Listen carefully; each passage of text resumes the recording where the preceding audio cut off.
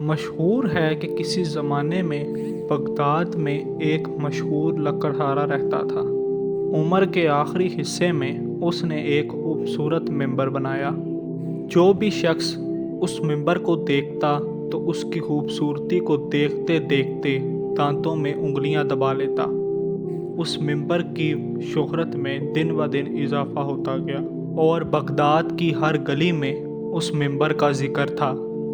دور دور سے لوگ اس لکڑہارے کے پاس آتے اور اس سے کہتے کہ اس ممبر کو ہمیں فروخت کر دو، ہم کسی مسجد کو عطیہ کر دیں گے، مگر وہ صاف طور پر انکار کر دیتا اور اس کا ایک ہی جواب ہوتا کہ یہ ممبر میں نے صرف اور صرف مسجد اقصی کے لیے تیار کیا ہے اور یہ وہیں سجے گا۔ اس لکڑہارے کی یہ بات سن کر لوگ حیران و پریشان ہو جاتے اور کہتے مسجد اقصی تو عیسائیوں کے پاس ہے، تم وہاں پر یہ کیسے رکھ سکتے ہو؟ پھر وہ کہتا کہ ایک دن ایک بہادر جنگجو اٹھے گا اور وہ مسجد اقصی کو عیسائیوں سے آزاد کر لے گا، اور وہ جنگجو خود اپنے ہاتھوں سے اس ممبر کو وہاں پر سجا دے گا۔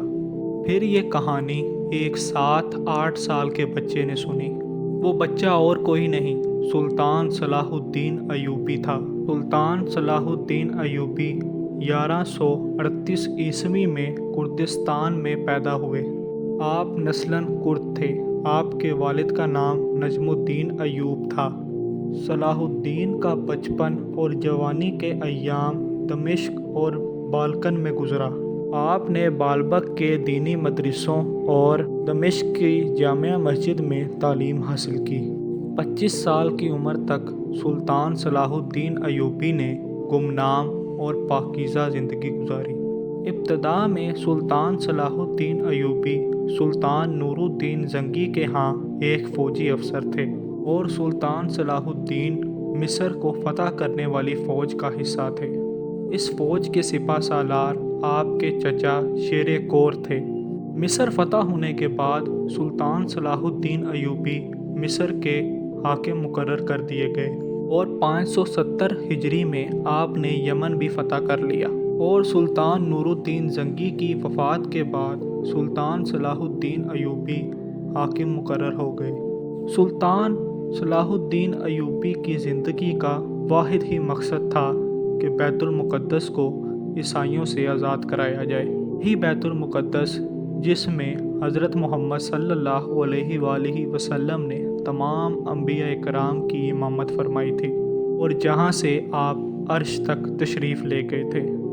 دراصل بیت المقدس تاریخی شہر یروشلم میں موجود ہے، جسے حضرت عمر بن خطاب نے 638 عیسوی میں فتح کیا تھا۔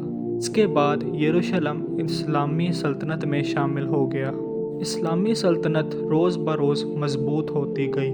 یروشلم مسلم آبادی اور ثقافت والا شہر تسلیم ہونے لگا، لیکن مسلمان خلیفہ نے تمام مذہب کے لوگوں کو بیت المقدس میں آنے اور طواف کرنے کی اجازت دے رکھی تھی، اور یہ بھی اعلان کیا گیا تھا کہ یہودی یا عیسائی کچھ روز یروشلم میں آ کر رہنا چاہیں تو بھی ان کو اجازت ہے۔ لہٰذا انہوں نے بیت المقدس میں گانا بجانا اور رقص کرنا شروع کر دیا۔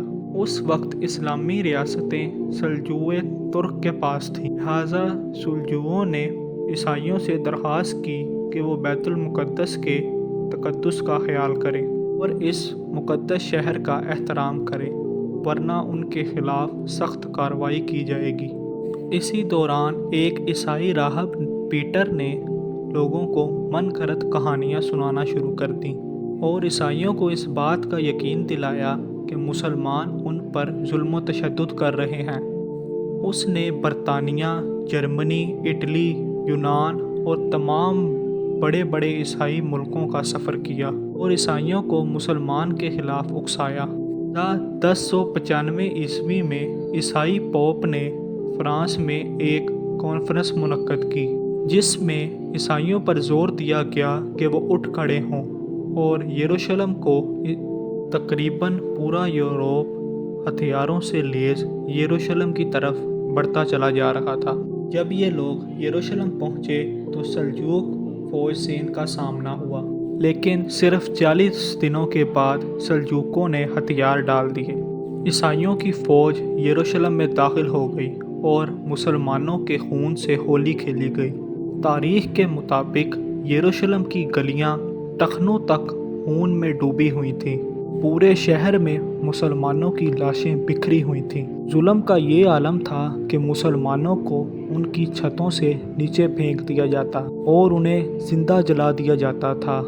تاریخ میں ایسا ظلم و ستم کہیں دیکھنے کو نہیں ملتا۔ مسجدیں مسلمانوں کے خون اور کٹی ہوئی لاشوں سے بھری پڑی ہوئی تھیں۔ صرف 8 دنوں کے محاصرے میں 60,000 مسلمان قتل کر دیے گئے تھے۔ شہر فتح کرنے کے بعد عیسائیوں نے پوپ کو یہ خبر پہنچائی کہ ہم نے شہر فتح کر لیا ہے، لیکن ہر عروج کو ایک دن زوال ضرور آتا ہے۔ سن 1186 عیسوی میں عیسائیوں کے ایک فوجی جتھے نے مدینہ منورہ پر قبضہ کرنے کی غرض سے حجاز مقدس پر حملہ کر دیا، لہٰذا صلاح الدین ایوبی ایک لشکر لے کر رجنولڈ کے تعاقب میں نکلا اور حطیم کے مقام پر دونوں فوجیں آمنے سامنے ہو گئیں۔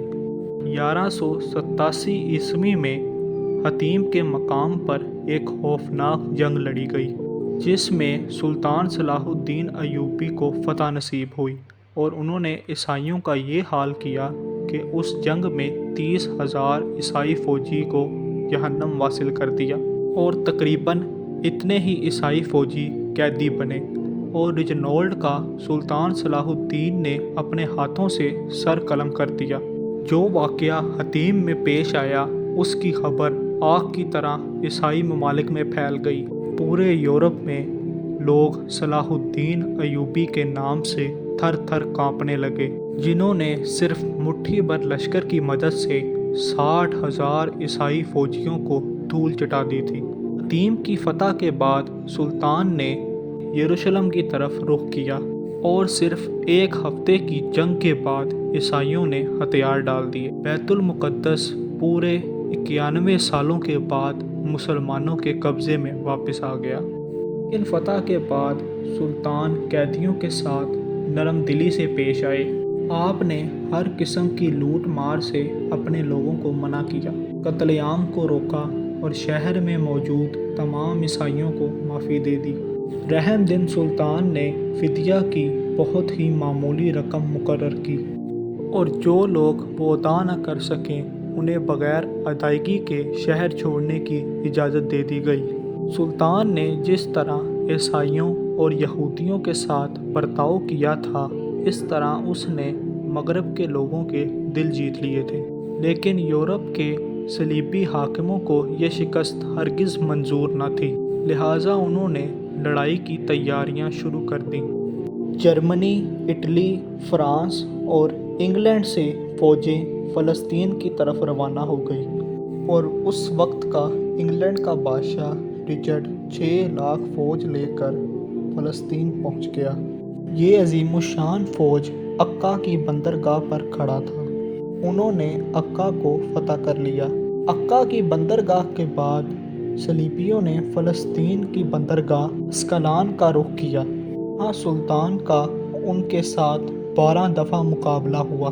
اس مقابلے میں سلطان نے جواں مردی اور بہادری کی مثالیں پیش کیں، لیکن کسی بھی مسلمان ملک اور خاص طور پر خلیفہ بغداد کی طرف سے کوئی بھی مدد نہ پہنچی، لہٰذا سلطان کو پیچھے ہٹنا پڑا۔ اس دورانیہ میں سلطان نے بیت المقدس کی تیاریاں مکمل کر لی تھیں، کیونکہ صلیبیوں کا اگلا نشانہ بیت المقدس تھا۔ 1190 عیسوی میں صلیبیوں کے ساتھ تیسری جنگ کا آغاز ہوا، جس میں سلطان کی مختصر سی فوج نے صلیبیوں کا مقابلہ کیا۔ جب فتح کی کوئی امید نظر نہ آئی تو صلیبیوں نے صلح کی درخواست پیش کی۔ تاریخ میں لکھا ہے کہ رچرڈ شیر دل اور سلطان صلاح الدین ایوبی کا آمنا سامنا ہوا اور سلطان کے ایک ہی وار سے رچرڈ شیر دل کا گھوڑا زمین پر گر پڑا۔ رچرڈ شیر دل بے بسی کی حالت میں کھڑا تھا۔ سلطان چاہتا تو اس کا ایک ہی وار میں سر قلم کر سکتا تھا، لیکن یہ سلطان کی اعلیٰ ظرفی تھی کہ اس نے ایک بے بس شخص پر ہاتھ اٹھانا گوارا نہ کیا۔ اس نے اپنے سپاہی کو حکم دیا کہ بادشاہ کی خاطر ایک گھوڑا لایا جائے تاکہ وہ گھوڑے پر بیٹھ کر مقابلہ کرے۔ سلطان کی اس فیاضی اور رحم دلی سے رچرڈ شیر دل اس قدر متاثر ہوا کہ اس نے لڑنے سے انکار کر دیا۔ لہٰذا سلطان صلاح الدین ایوبی اور رچرڈ شیر دل کے درمیان معاہدہ طے پا گیا، جس کے مطابق بیت المقدس مسلمانوں کے قبضے میں رہا۔ ارسوف اور عکا کا شہر صلیبیوں کو دے دیا گیا اور تمام مذہب کے لوگوں کو یروشلم آنے کی اجازت مل گئی۔ سلطان کا غیر مسلموں کے ساتھ سلوک عین اسلامی شریعت کے مطابق تھا، اور یہ اس بات کا ثبوت ہے کہ اسلامی سلطنتوں میں جس طرح مسلمانوں کے حقوق محفوظ ہیں، اسی طرح غیر مسلموں کے بھی حقوق محفوظ ہیں۔ اپنی تمام تر فتوحات اور سلطنتوں کے باوجود سلطان نے سادگی اور فقر کی زندگی گزاری۔ 5 امیر ترین ریاستیں شام، ایران، مصر، حجاز اور یمن کا مالک ہونے کے باوجود سلطان کا اپنا کوئی ذاتی گھر نہ تھا۔ پوری زندگی عام سپاہیوں سا لباس پہنا، پوری زندگی حج کی تمنا میں کاٹ دی، مگر مالی تنگی اور غربت نے آپ کو موقع نہ دیا کہ آپ کعبۃ اللہ کی زیارت کر سکیں۔ سن 1193 عیسوی میں 55 سال کی عمر میں سلطان وفات پا گئے۔ وفات کے بعد آپ کے گھر سے صرف 47 درہم برآمد ہوئے، جس رقم سے ان کی تدفین تک نہ ہو سکی۔ چنانچہ آپ کے کفن دفن کے انتظامات دمشق کے قاضی نے اپنی جیب سے کیے۔ آج وہی سرزمین شام اور یروشلم پر مسلمانوں پر ظلم و ستم کے پہاڑ توڑے جا رہے ہیں۔ آج یہ زمین پھر سے ادھر ادھر نظر دوڑا کر کسی سلطان صلاح الدین ایوبی کا انتظار کر رہی ہے۔ تمام امیدوں کے باوجود کسی سلطان کی آمد دکھائی نہیں دے رہی۔ القدس جو آج بدقسمتی سے پنجہ یہود میں جکڑا ہوا ہے، اسی سلطان صلاح الدین ایوبی کا انتظار کر رہا ہے۔ ظلم و ستم کی یہ سیاہ رات بہت ہی طویل ہو چکی ہے اور صبح کی کرن کی تلاش اب دم توڑنے کو ہے۔ گردش وقت اسی بچے کی تلاش میں ہے جو کسی ممبر کو بیت المقدس میں نصب کرنے کا ارادہ رکھتا ہو۔ آئیں ہم سب مل کر دعا کرتے ہیں کہ اللہ تعالیٰ فلسطین کے مسلمانوں کی مدد فرمائے اور بیت المقدس کو یہودیوں سے نجات کرنے کی ہمیں توفیق عطا فرمائے، آمین۔ تو دوستو، امید کرتے ہیں کہ آپ کو ہماری یہ ویڈیو پسند آئی ہوگی۔ ایسی مزید ویڈیوز کے لیے ہمارا یوٹیوب چینل مسلم رائٹس کو سبسکرائب کر لیں۔ ملتے ہیں کسی نئی ویڈیو میں، تب تک کے لیے خدا حافظ۔